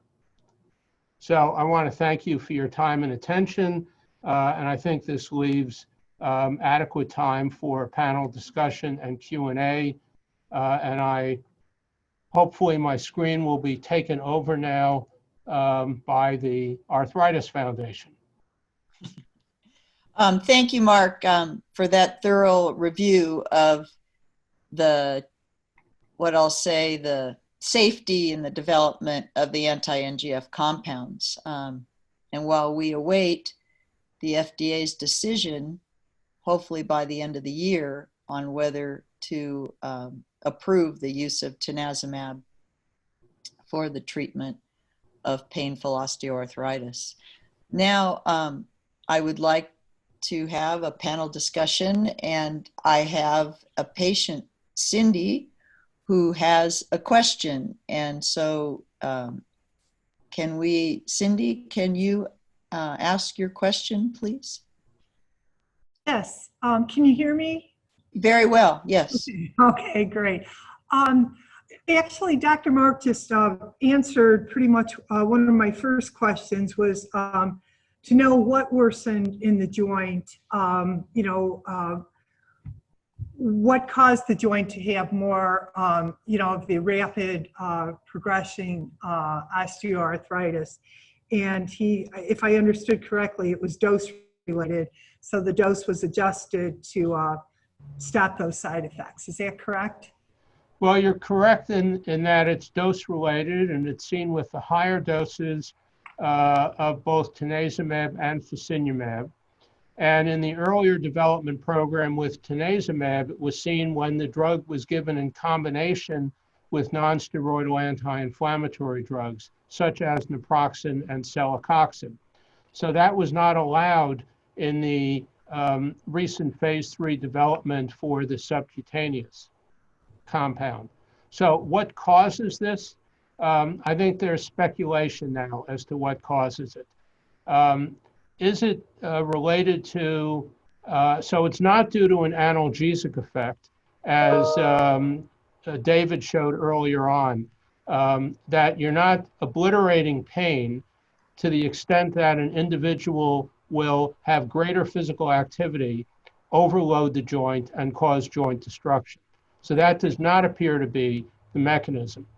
The mechanism possibly is related to actual inhibition of NGF on the osteoblast, or the bone-forming cell within the subchondral bone. It also may be related to effects of NGF inhibition on those nerves and the blood vessels that come through those osteochondral channels into the articular cartilage from the subchondral bone, leading to decreased nutrition of the articular cartilage and the subchondral bone itself. And the type 1 appears to be related to changes in the meniscus with what's called extrusion of the meniscus, so that there's narrowing of the joint space on a weight-bearing X-ray. And whether that's related to those NGF expressing fibers within the meniscus or not is unknown at this time. I'm happy to have Anne-Marie or David comment on what they think might be involved in terms of mechanism of action beyond that. Thank you. Yeah, do you want me to come in sort of briefly on that? So I think, Mark, that reflects my biases as well. But I think the short answer is we don't know. So although I agree with Mark, I think it's pretty clear this isn't because of pain, of osteoarthritis pain relief. It's not clear to me whether there might be something else that's happening to these people. We've got to remember this is a rare side effect. The vast majority of people do not experience this side effect. And it's possible that something else is happening, which the analgesic effect for that is then leading to rapidly progressive osteoarthritis. So there are unanswered questions with that, I think. But the bottom line is that it is a real side effect with the nerve growth factor blocking antibodies. And it's important to minimize the risk of those side effects if people are to really get benefit from them. Thank you. Could I please, thank you, David and Mark. I wanted to add something, and I see that Dr. Felsen also put in the chat box if NGF inhibition should cause only sensitization and not analgesia, and if pain protects joints from damage, why do these agents cause joint damage so often? And I just wanted to add to the answer that I do think that we also have to stress that the receptor for NGF is not just expressed by neurons, by sensory neurons, but by many different cells in the joint, and that we actually at this point do not have a very good view on which cells, when and where exactly express that. So there may be other direct effects on joint tissue cells. And the same is arguably true for NGF itself. We do not know exactly when it gets produced, where it gets produced, and then, you know, what it binds to, and then what the relative role is of the other receptor. So I think there are a lot of unanswered questions that that are playing here that may actually take it away from analgesic or hyperalgesic effects and from the pain and from the nervous system itself. I just add as well that That's a good point. Go ahead. I'm sorry, who's speaking? yeah, so it's me again, I'm afraid. So it's Dave Walsh. So Mark and Nancy referred to risk mitigation strategies, and I think it's important to recognize that there are ways of reducing the risk. So one was to warn people against using non-steroidals because that does seem to have increased the risk of joint damage from these things. And it's not that people taking non-steroidals got any better pain relief, because they didn't. So there's no point in taking non-steroidals alongside the anti-NGF. But also, these are painkillers. It's not something that's designed to stop a one-off event like a death. People can use the painkiller. If it doesn't work for them, they can stop it. So one of the problems we have in clinical practice with painkillers, and this applies to opioids and to other painkillers, is that people start on them and yet they don't critically work out whether they're really helping them. And they just keep taking them because they're being prescribed. And we need to get away from that so that we've got to recognize there are differences between individuals. The vast majority of people will not get rapidly progressive osteoarthritis, but some people will. You know, a large proportion of people may get pain relief, but some people won't. And we need to make sure that people who are not getting the benefits are not exposing themselves to the risks from any of our analgesic agents. Okay, Dan-Clauw asked a question to everyone, and it's an important question in terms of treating our patients or thinking about mechanism. Commenting on the relative effectiveness of NGF antibodies versus NSAIDs, because the very recent trials now, we have lower doses of the NGF antibodies, very large sample sizes, as you can see in the last study that Mark Hochberg showed us. There were 1,000 people per arm.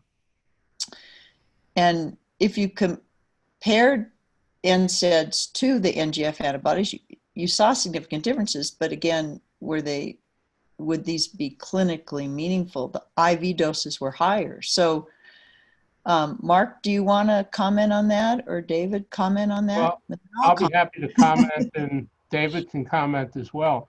So I think you would use these compounds at different points in the journey of a patient with symptomatic osteoarthritis, and of the knee or hip, okay? In that, you know, as was pointed out, people start off their journey with intermittent pain, which comes and goes, for which they may self-medicate with over-the-counter analgesics. And then when the symptoms become persistent, they will then, if over-the-counter analgesics are not suitable, go and seek out treatment. And this may involve topical agents for the knee or oral agents for the knee or hip. And largely this will involve non-steroidal anti-inflammatory drugs unless there are relative or absolute medical contraindications. It would not, I think, involve subcutaneous injection of an anti-NGF compound. Okay? Where the anti-NGF compound would fall in the journey is later on in the journey.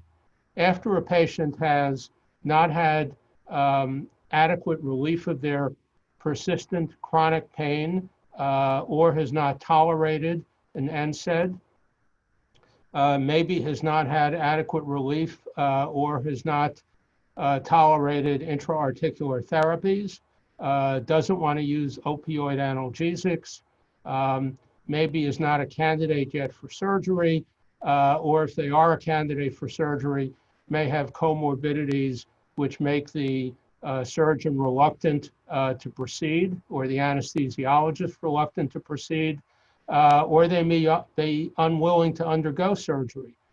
So I think it's later on in the journey that we would think about using an anti-NGF compound, and if its amount of efficacy is similar to that of an NSAID, as was seen in this long-term safety study for the 2.5 milligram dose, that's still greater than what you see with placebo injection. So that would be my response to Dan's comment. It's a long response. And I want to mention that what makes these compounds unique at this point in my mind is that there's a very long duration of therapy, of efficacy. We haven't had something that you could get a treatment of and then maybe for 6 weeks have a significant reduction in pain. That may end up being quite, help our patients quite a bit.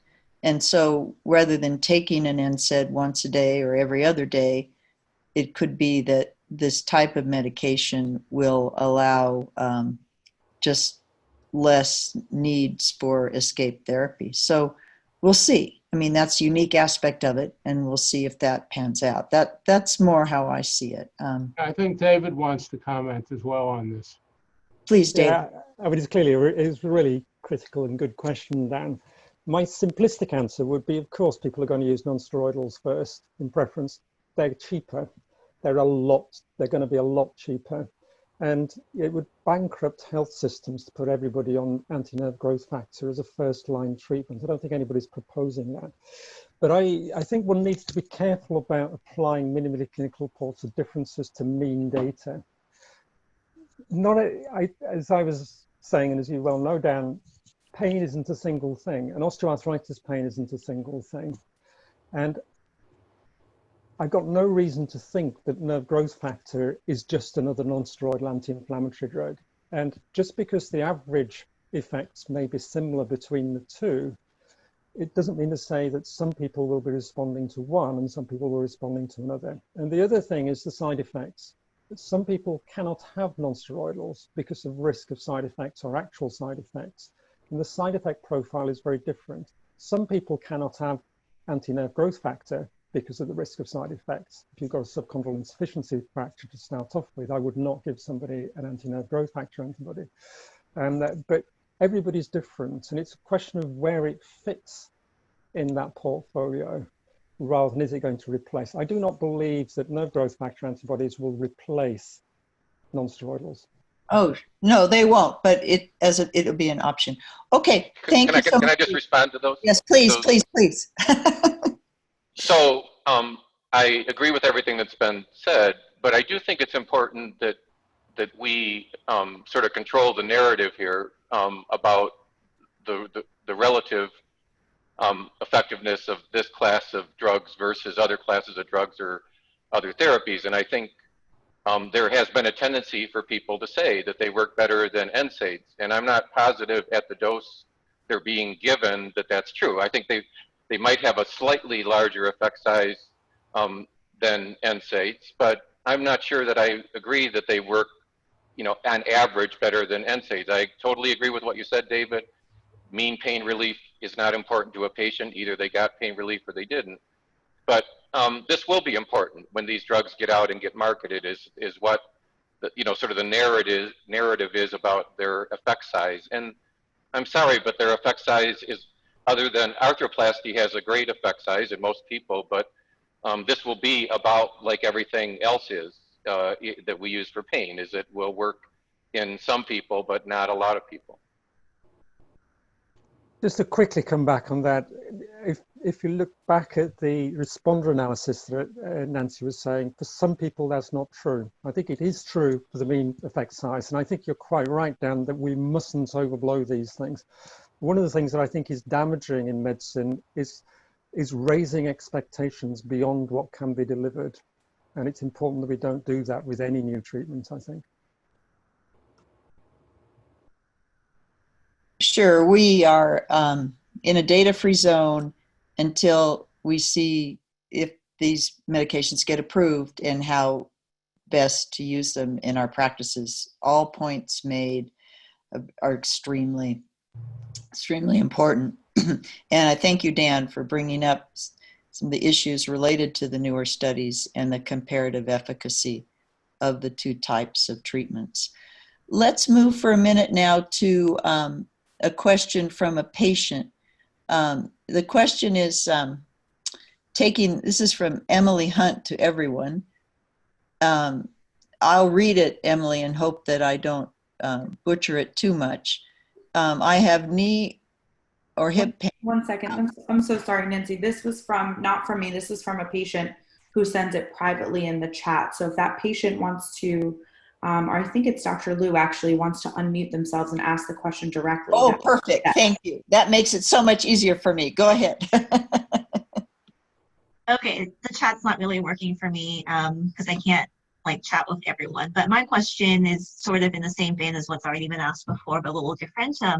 Is the reason that we aren't seeing adjudicated cases of osteonecrosis events in the more recent trials due to the risk mitigation strategies, or could it be because the cases of ON seen in the earlier trials were likely unrelated, or could it be due to other reasons?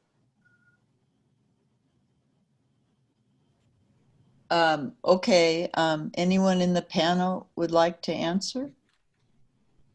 Sure, I'll take a crack. So the cases in the earlier trials were actually not really osteonecrosis. What they were is what was considered by the adjudication committee to be rapidly progressive osteoarthritis. And it was not well reported in the rheumatology literature, but it was actually well reported in the orthopedic literature, particularly affecting the hip joint in older individuals, more often women than men, more often with a form of osteoarthritis that it used to be called atrophic osteoarthritis, where there was osteopenia of the femoral head and not a lot or any osteophyte formation. And also it occurred in the knee joint where there was collapse oftentimes of the tibial plateau, but sometimes of the femoral condyle.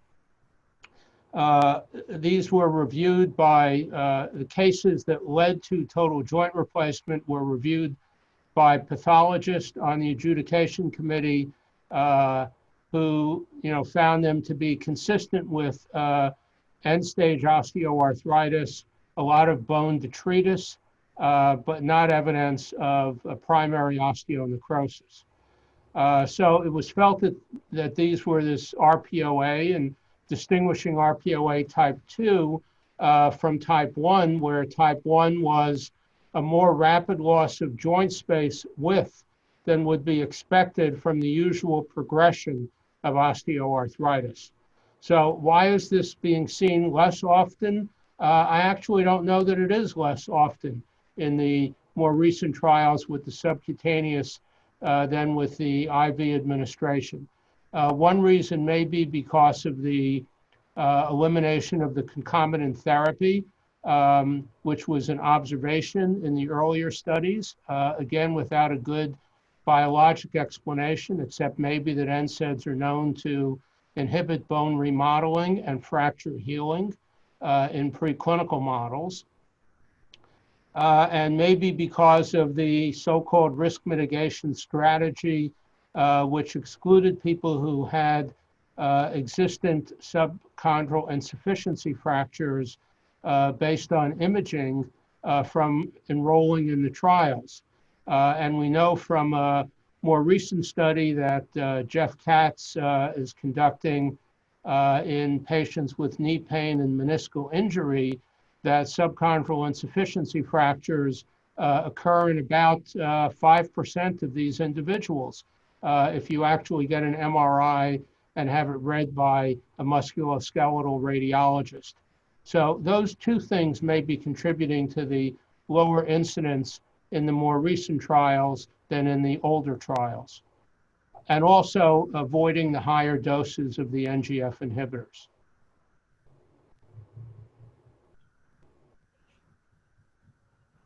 Is that helpful to our the question? Yes, thank you. And then I've got an email coming in from Fiona Watt, who's good to hear from you, Fiona. She wants to know how she can get a message, how she can send a message to us. She's got a comment. Emily, can you help there? Yes, I will message her. Thank you. Okay. Okay, and then here's one question. If this is an analgesic, is it envisioned that it could be used as a single dose, PRN? Would that be a lower dose than we think? That's a interesting question. That's from Fiona. It's an interesting question, Fiona, because when I think of PRN, I kind of think of a short-acting therapy. But I think this could be used as needed, probably with a caveat of as needed with a break of 8 weeks in between. And then the question becomes, how many times can we give it, or will it be approved to give? I mean, I could see giving it to a patient who does not respond to NSAIDs and has contraindications to other medications. And I would hope that it would work for 8 weeks and give them, if you will, reduction in pain and a pain holiday. How many times one could give it PRN safely, or would it have an effect if we continued to give it? I don't know. Anyone else? Let's hear another response to that. Yeah, I think that's a really interesting question, because we know that most analgesics are used PRN. That PRN means lots of different things. And as Nancy said, one of the questions is, how long could you stay on treatment if you went on to anti-NGF? And that, I think we don't know at the moment. It looks as though it remains effective for a period of a year or more. If you had a flare, a flare of osteoarthritis pain, would you want anti-NGF? And I would have concerns about that, because I don't really know what the flare means. And I don't know from the data we've got whether having a flare is a risk factor for having rapidly progressive osteoarthritis if you go onto anti-NGF. So I think more research would need to be done for that. How about having it PRN because you're about to get married? That sounds reasonable to me. Actually, it would be better for the parent who's going to dance at the wedding. But that's when we give intra-articular steroids, usually the week before they go to the wedding, so they can dance at their child's wedding. So I might comment further on that with two things. Number one, one thing we haven't done in the field of osteoarthritis is adopt a treat-to-target approach. And we could theoretically use anti-NGF compounds with a treat-to-target approach. So in the long-term safety study, subjects who did not achieve 30% improvement in pain, and there was not a target threshold there, did not continue after 16 weeks. So they stopped the study at that point in time. They were followed for safety endpoints, but didn't receive any more injections. But if you were going to consider using this on an as-needed basis, it could be done with treat-to-target, and you could spread out the injections, hypothetically, as long as the patient was in a low symptom state. Let's say had a patient acceptable symptom state and had an NRS pain level below 3. Would you want to continue treatment at that point? Maybe not. Maybe you would hold treatment until they had an increase in pain. And then that gets you to David's point about flare.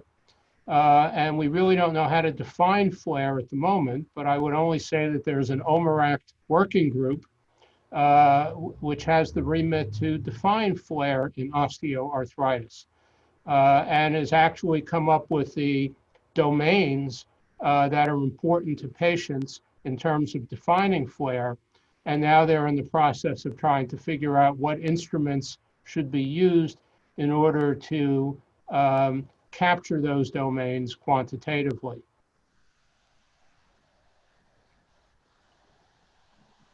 Thank you, Mark. I would like now to allow Ollie Gramazzi. Thank you, Ollie, for listening. He's got a question and he's going to unmute and ask his question. Do you hear me? Very well, Ollie, yes. Thank you. Thanks to everybody for this quite amazing discussion. But I wanted to take actually the patient seat as suggested by David Walsh. And I am actually a patient with pain, let's say hip or knee. And I got actually to your office. It can be Mark, David Felsen, David Walsh, any of these rheumatologists. Can you do the diagnosis or differentiate between osteoarthritis, a regular one, a simple one, and subchondral insufficiency fracture just on medical examination? No. Yeah, I was gonna, and I'm gonna second that. I'm gonna second that. No. Yes. So my second question now, if you don't, and you said it all. I mean, Mark said that, you said that, David, first. You cannot actually, and you don't want to just give any treatment, to someone with a SIF. How can you do this if you're based really on an X-ray that will not show the SIF as well? So you don't have actually something manually or for physical examination that you can do the difference, and you don't have really the tool because X-ray will not show you that. And I'm not even going to talk about other exclusionary criteria that X-ray will not see at all. So how are we going to just do this? So this is a really important question, really, as to how much investigation we do and how much we do things by likelihood. And the same thing that you're talking about applies also to an intra-articular injection. I wouldn't do an intra-articular injection in somebody with a subchondral insufficiency fracture if I knew they had it. So we'd be talking about time course. Is there a suspicion that, is this a flare or has this been like this for some time? One may do an X-ray, and in fact, the most recent trials, part of the mitigation strategy was to do X-rays prior to commencing treatment on the anti-NGF antibodies, okay? But X-rays are not the most sensitive test for SIFs. So should you do MRIs? And each time you do this, you're delaying the treatment and you're increasing the costs so that it's less likely to be available. And somebody at some stage has got to take the choice as to whether it's worth the risk. If it's a low likelihood of an adverse event, and you're not going to get the treatment if you have to have lots of tests to try and exclude it, is it worth just taking the risk? And everybody will take a different view on that. And that's one of the things with the patient preference studies that we were doing that was coming out, was the heterogeneity. Some people will just go gung-ho for it and want treatment, whatever the risk. And some people are really risk averse and will want to not be treated. And that's an individual decision. Thank you.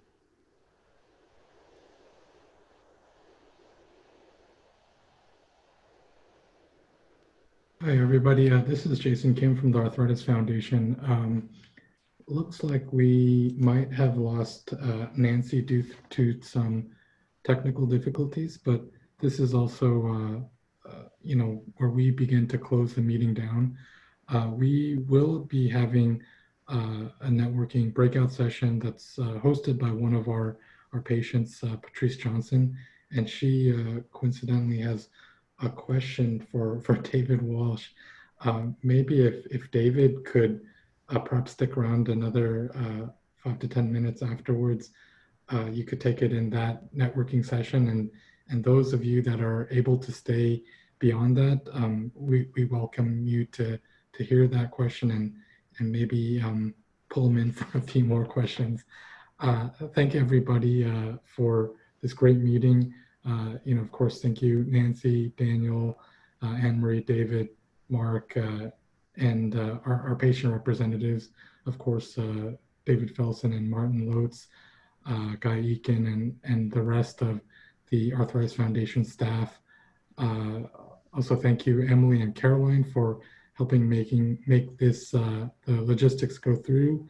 And we also would like to announce our next session, which is Cell Therapy for OA, Potentials, Perils, and Pitfalls, and that's led by Scott Rodeo, set to take place on the 23rd, and you can find that on our website. So, please stay tuned or stay on the line for the networking sessions that will probably get triggered in the next 5 minutes or so. And I'd also like to just give a little bit of time to Martin Lotz, who's another chair of the OACS Forum Series, as well as our MSAC committee and board member. So Martin, if you could close us out, that would be great. Yeah, I would just echo what Jason just said, expressing my thanks to the organizers, Nancy, for putting a terrific program together, also giving us her view of an experience with the NGF inhibitor trials, and Marie for setting us up in understanding basic mechanisms of pain sensation, and David Walsh. Thank you very much, Mark Hochberg, for pointing out the risks, adverse events, and the overview of clinical trials. I think this obviously was a very timely topic in view of the pending potential approval of Tanezumab. And I think this was a very instructive and informative session. So thanks, everyone. Thank you very much also for the audience for listening in and for your questions.